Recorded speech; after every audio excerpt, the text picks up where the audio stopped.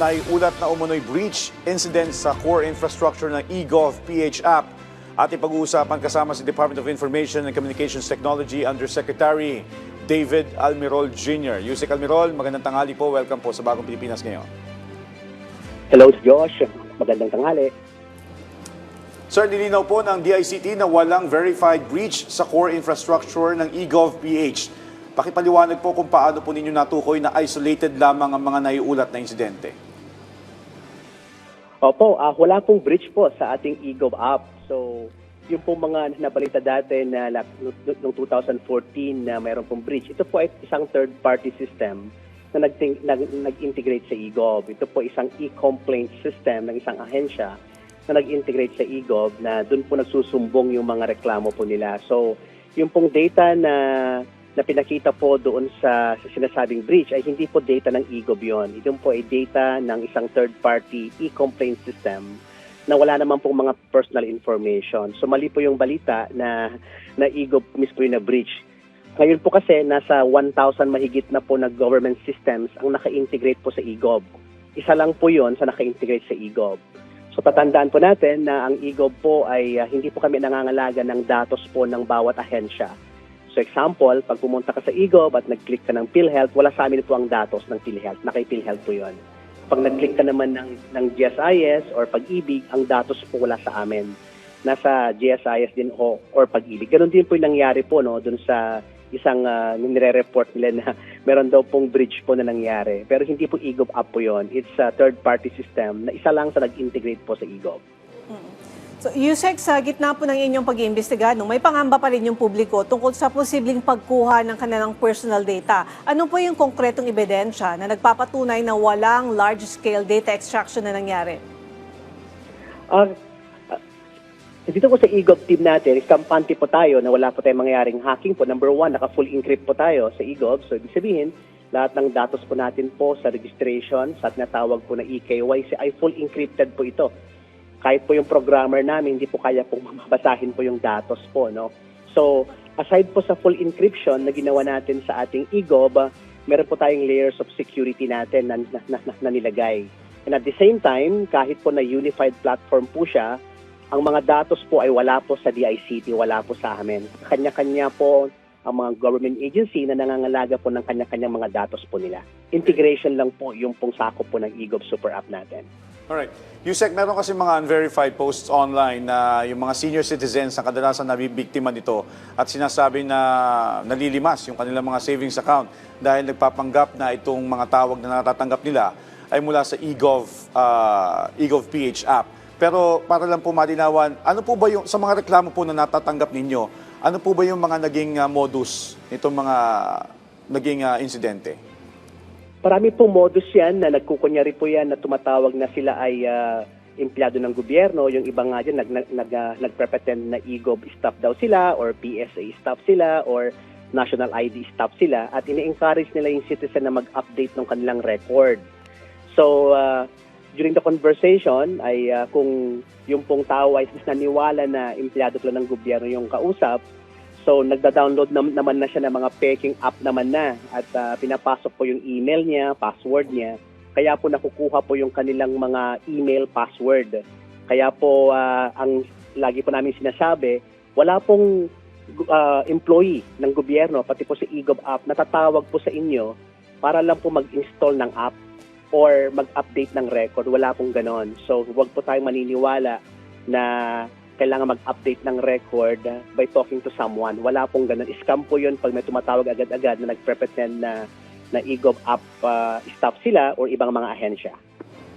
So Yusek, sa gitna ng mga kumakalat na online claims, paano ninyo binabalanse yung transparency sa publiko at yung pangangailangang hindi makokompromiso ang security investigations?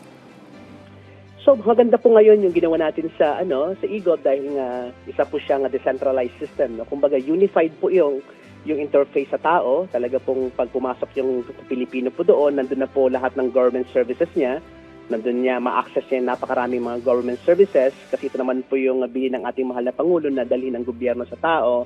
Pero syempre po kailangan mag-ingat pa rin po tayo, no? Especially yung mga nag-i-scam, no? At ginagamit po nila yung eGov dahil nga ang dami ng users ng eGov po ngayon. Nasa 14 million downloads na po tayo, no? At talagang gamit na gamit po yan. Talagang dinala natin ng gobyerno malapit sa tao para wala ng pila, wala ng traffic.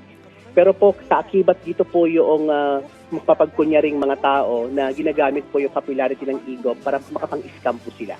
Okay. So, part na rin po ng initiative natin ay yung pong pagbibigay ng information na i-download mo lang pong eGov sa App Store at Google Play. Huwag po kung kani-kaninong mga tao. Okay. Yusek, paano natin yung information dissemination, paano natin tinataas pa yung kamalayan ng publiko na gumagamit o tumatangkilik nitong eGov PH app para hindi sila mabiktima ng scam? Do we put up warnings or do we send messages sa kanila na sabihin na bigyan sila ng warning sa mga possible scams na pwede nila mainkwentro o ma-encounter? Opo. So, meron na po tayong messaging na pinapadala po sa mga users ng eGov na mag-ingat po sa mga scam activities, especially po yung gumagamit po sa pangalan ng eGov at nagpretend na mga empleyado po sila ng gobyerno. At meron din po tayo pong pakipagtulungan po, no, sa CICC na pag mayroon pong tumatawag sa inyo na nagpretend na eGov stop po sila, isumbong nyo po yan sa eGov din, no? Sa eGov meron pong button doon ng report.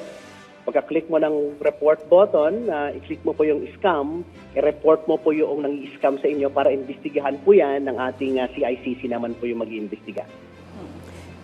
Yusek, sa inyong technical assessment, may nakita po ba kayong vulnerabilities na kailangan agad na ayusin kahit walang na-verify na breach? Sapat po ba yung kasalukuyang cybersecurity capacity ng pamahalaan?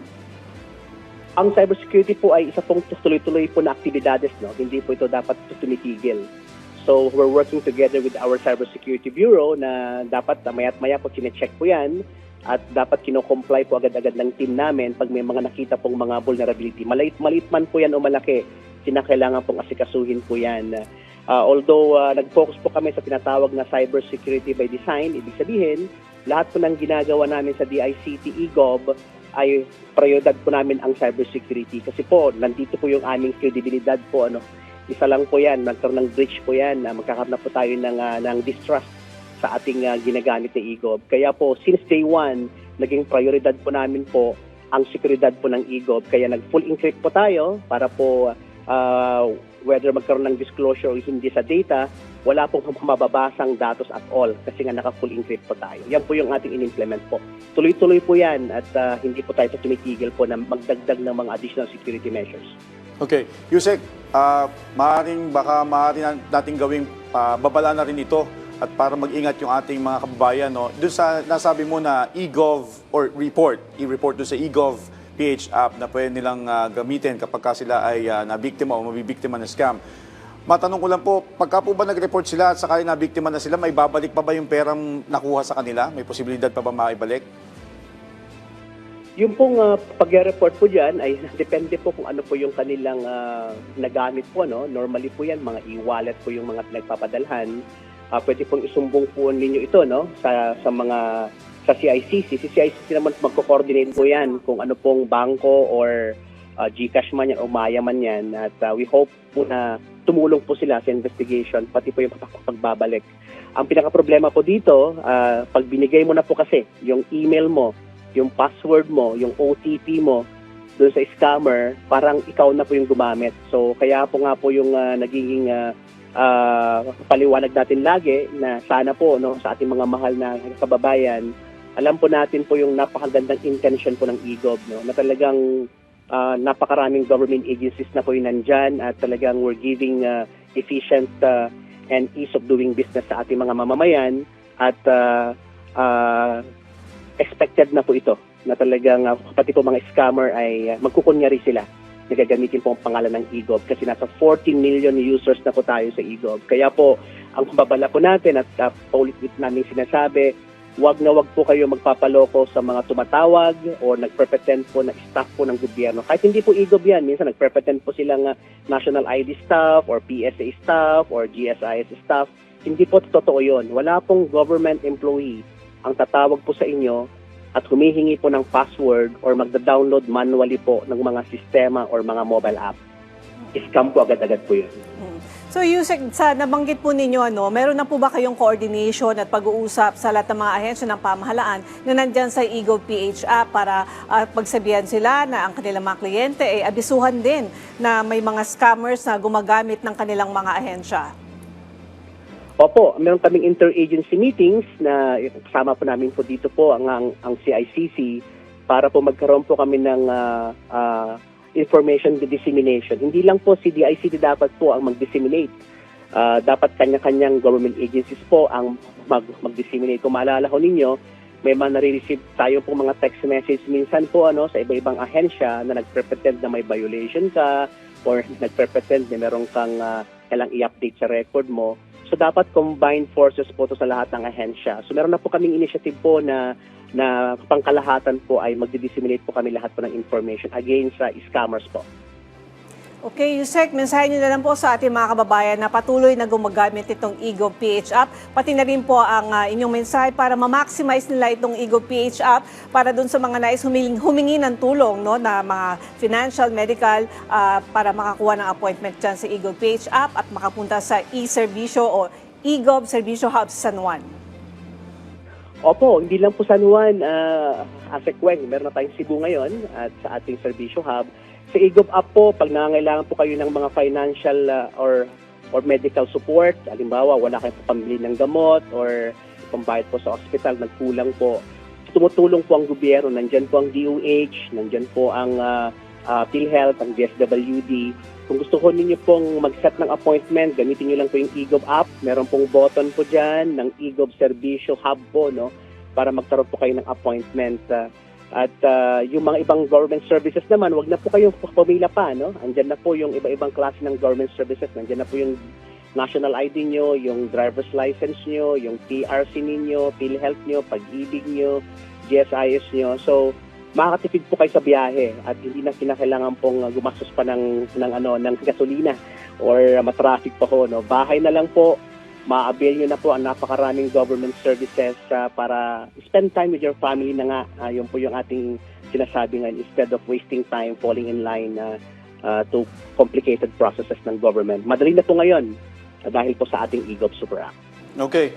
Bago po ang lahat, ulitin na natin, Yusek, Asek, na wala po, sa ating pong mga manonood, wala pong tatawag sa inyo na mula sa mga ahensya ng gobyerno o maging sa tauhan o magpapanggap na tauhan ng eGov.ph app na hihingi ng inyong OTP at ng inyong mga personal na impormasyon. On that note, maraming salamat po sa inyong oras, DICT Undersecretary David Almirol Jr. Salamat po. Maraming salamat po, Josh and Mike.